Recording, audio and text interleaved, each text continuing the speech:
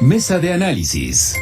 Muchas gracias por continuar con nosotros aquí en Mega Noticias 3 de la tarde, y como es habitual a esta hora, nos vamos de lleno a nuestra mesa de análisis. Le doy la bienvenida a Roberto Guadalupe Cañas Pozos, director general en RERI Consultores. ¿Cómo estás, Roberto? Qué gusto saludarte. Bien, Alberto, muy buenas tardes. Gracias por invitarme de nueva cuenta.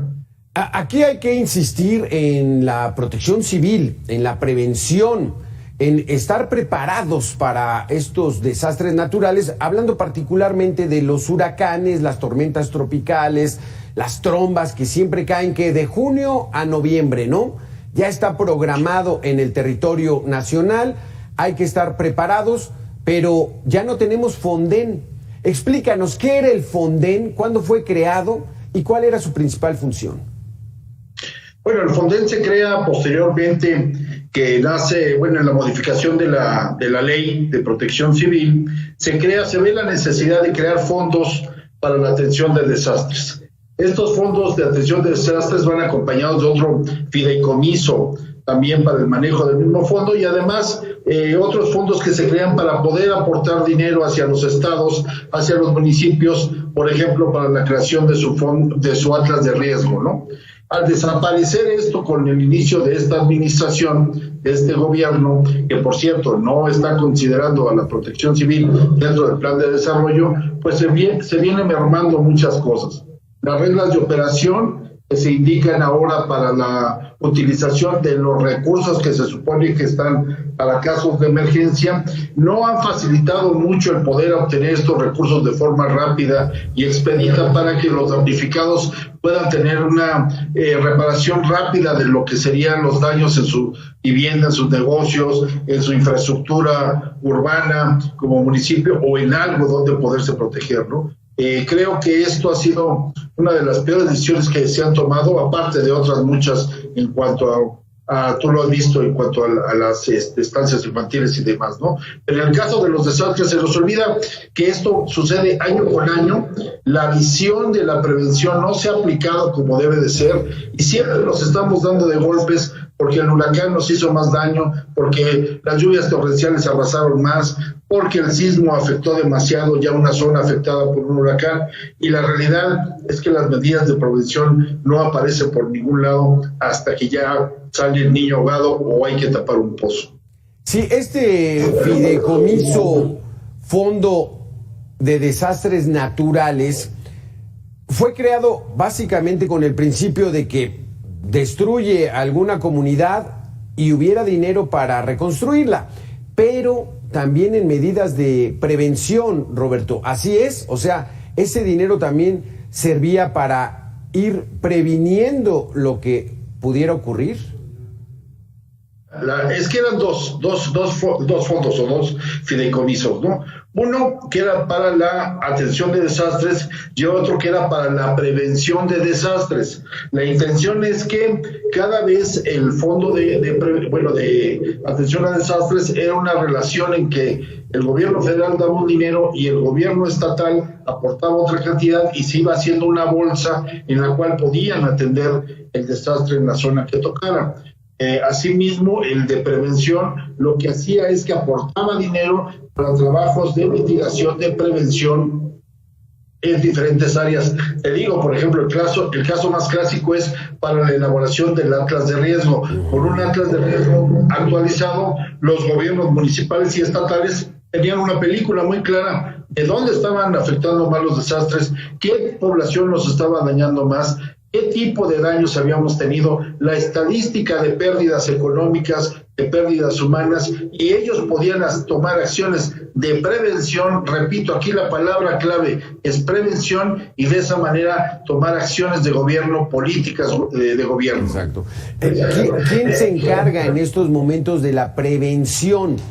Porque se toma la decisión. Quitar los fideicomisos cuestan muy caros, hay mucha corrupción, ese dinero no sirve para nada. Sí. El argumento que nos pusieron, lo quitan. Sí. Y ahora, ¿quién se encarga de la prevención? ¿Los municipios, los estados, la federación, nadie? No, sí hay responsables, o sea, tú lo acabas de decir muy bien en los tres ámbitos de gobierno, desde el municipal, el estatal y el federal.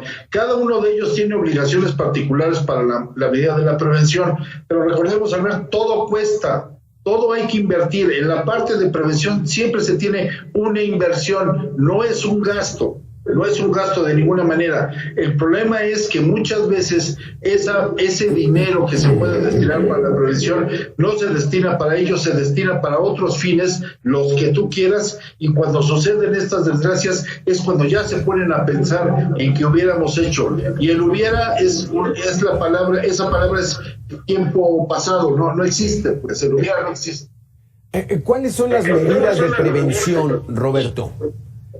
Campañas a través de medios de comunicación, carteles, capacitaciones, prácticamente eso que cuesta dinero. ¿Qué es lo que se hace prácticamente para estar preparados, para estar prevenidos? Mira, la clave de todo esto, Alberto, es tener una ciudadanía muy informada, que conozca perfectamente bien en dónde está sentada, en dónde vive, qué riesgos puede tener, qué riesgos existen a su alrededor. Ellos saben perfectamente, una población que está alojada al costado de un río, saben perfectamente cómo va a crecer, cómo se va a desbordar, a dónde va a llegar el daño, ¿no? Lo saben perfectamente, pero si tú, como gobierno federal, como gobierno estatal, como gobierno municipal, empiezas una campaña mucho más fuerte para, primero, a lo mejor lo más adecuado sería mover esa población hacia otro lado, con los gastos que esto conlleva, con la problemática cultural de mover una población completa a un lado que no es el lugar donde estaban ellos acostumbrados. Sin embargo, se ha logrado, si se tiene una concientización con ellos, los beneficios del ahorro, de la prevención y de dejar de tener pérdidas humanas o materiales en situaciones como las que estamos viendo en las fotografías que tú nos estás mostrando. Exactamente, porque la prevención es eso, y dice el dicho popular, lo barato sale caro,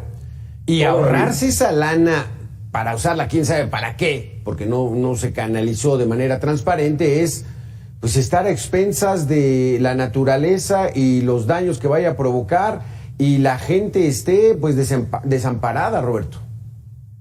Lo que pasa es que muchas veces, y la visión gubernamental actual, es preferible tener clientes del desastre, que al final del día va a ir X persona a darles cosas a ellos, lo que sea, y les van a tener o les van a deber el favor de haberlos apoyado. Y esto se los van a cobrar pues en alguna elección, en algún momento político. Tú sabes cómo se había manejado esto. Desgraciadamente, esta situación, en lugar de favorecer a las personas con menos recursos, con una situación más vulnerable, lo único que ha hecho es exponer más a la gente con mayor vulnerabilidad a situaciones de este tipo. Y pues esto es una situación ya que raya en un delito, ¿no? Eso que mencionas es interesante. Clientes del desastre. O sea, lo que nos estás planteando es de que les conviene incluso que haya desastres, que pierdan sus casas, que pierdan sus cultivos, pues para tener ahí una clientela, cuando debería ser totalmente lo contrario. Ya sabemos que van a pegar los huracanes. Si bien no hay la precisión directa, pero se sabe más o menos las zonas vulnerables, y se tiene un atlas de riesgo, pues bueno, dónde podría ser la mayor afectación, pero eso se está dejando de lado con tal de ganar votos. ¿Así lo estás diciendo, Roberto? Sí, claro. Recuerda que este gobierno es principalmente populista en el aspecto electorero. Es un gobierno totalmente electorero. Todas sus políticas están dirigidas a conseguir más votos, a lograr el poder por el poder, sin importarle qué es lo que sacrifique en esta parte. Y el problema es que aquí estamos sacrificando mucha infraestructura urbana que ha costado mucho dinero desde hace muchos años, infraestructura carretera, energía eléctrica, o sea, muchas cosas, además de las pérdidas humanas que se dan por eventos como estos. El mejor desastre es el que no sucede. Sabemos, como tú lo dijiste, que un huracán nos va a pegar X veces al año, porque así ha sido tradicionalmente por siempre, pues. pero podemos evitar los daños que está teniendo este huracán, esta lluvia torrencial, esta tormenta tropical, si tenemos ya desde una visión de prevención, diseñado el plan de desarrollo de la población, diseñado las medidas donde vamos a poder alojar a las personas que tengamos que resguardar por este tipo de fenómenos, y no permitir en ningún momento que se construya en áreas de alto riesgo, como ha pasado en situaciones como en Veracruz, como ha pasado en Colima, como ha pasado en muchos estados de la República, que la verdad es lamentablemente ver cómo las personas con menos recursos son las que más sufren por esto y nos siguen creando clientes del desastre, mi querido Alberto. Aquí, Roberto, el asunto está de que difícilmente la sociedad civil pudiera tomar la batuta de esta situación de la prevención en México, porque se necesitan recursos. ¿Quién tiene acceso a los medios de comunicación a través de tiempos oficiales? Pues el gobierno. ¿Quién tiene acceso a hacer capacitaciones? El gobierno. ¿Quién tiene la decisión de remover a comunidades que estén en peligro? El gobierno. O sea que aquí sí la sociedad civil pues puede hacer poco, ¿no? No, yo creo que la sociedad civil tiene un papel muy activo si nosotros tomamos nuestra responsabilidad, porque recuerda que el ser ciudadano tiene derechos y responsabilidades. Lo que pasa es que muchas veces no ejercemos nuestra responsabilidad porque ya nos comprometimos con algo o con alguien, aunque nos beneficie un poquito a nosotros y dejen en desamparo a los demás. Esa visión la tenemos que ir cambiando. Tenemos que exigirle desde nuestros diputados, senadores, a las unidades de protección civil estatales, municipales y a la federal, que cumplan con su obligación como lo está decretando la ley. Hay una ley general de protección civil que dice claramente lo que deben de estar haciendo. Lo comentamos alguna vez, tenemos que lograr que la reducción de riesgos se vuelva un derecho humano en nuestro país. Solamente 2 estados de la federación lo tienen y los demás estados están desamparados. Tenemos que lograr esa modificación constitucional para que no haya pretexto que a la persona en turno que debemos de mandatar, ¿sí? O sea, el presidente en turno, que le olvide y agarre todo para beneficio propio o de su camarilla. Exacto. Aquí quiero que hablemos otra vez del Atlas de riesgo.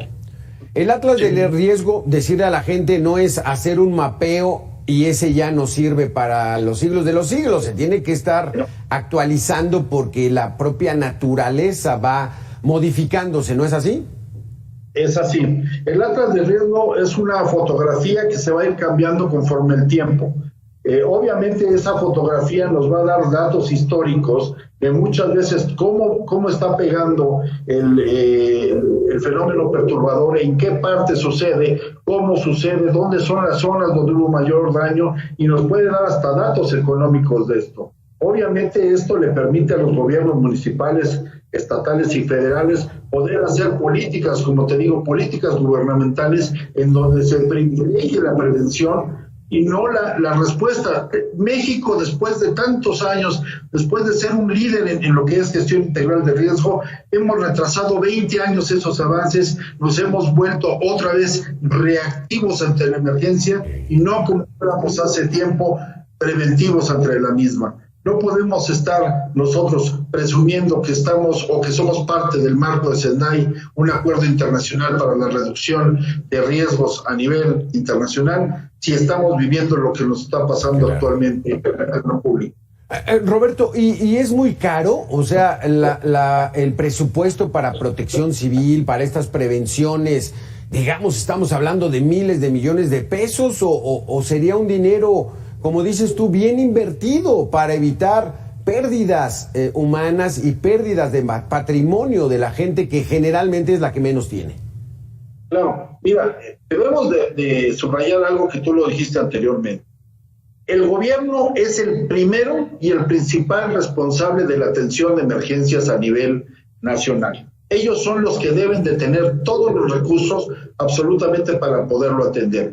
¿Qué se ha hecho en estos momentos? Bueno, como siempre, antes existía y sigue existiendo el plan DN3, el plan de MX, el plan Marina, y le hemos dado a las instituciones militares la obligación o la atribución de atender estas situaciones, obviamente pensando en que tienen más personas, en que tienen más elementos para atención. Es muy bueno, nuestros soldados y nuestros marinos se la han rifado muy bien en las situaciones de desastre. Sin embargo, no se llama en nuestro país una defensa civil, es una protección civil. Es muy diferente esto. Los ciudadanos debemos de iniciar la prevención desde nuestra casa. Hay elementos tan baratos como crear tu plan familiar de protección civil, y ya los gobiernos tendrán que destinar obligatoriamente una parte de su presupuesto para acciones de prevención, para acciones de mitigación, pero esto lo tiene que hacer el gobierno en el entendido. Claro. Ellos son los principales obligados en la atención de emergencias, y más, deja la atención, la prevención. Claro. Dejemos de ser un país reactivo y volvámonos un país preventivo, mi querido Alberto. Exactamente, con eso nos quedamos. Dejemos de ser reactivos y ya tengamos prevención. Gobierno, atiéndanlo, por favor. Roberto Guadalupe Cañas Pozos, gracias por haber estado con nosotros aquí en Mega Noticias 3 de la tarde. Estoy a tus órdenes. Muchas gracias. Muy buenas tardes a todos. Mucho ruido y pocas nueces por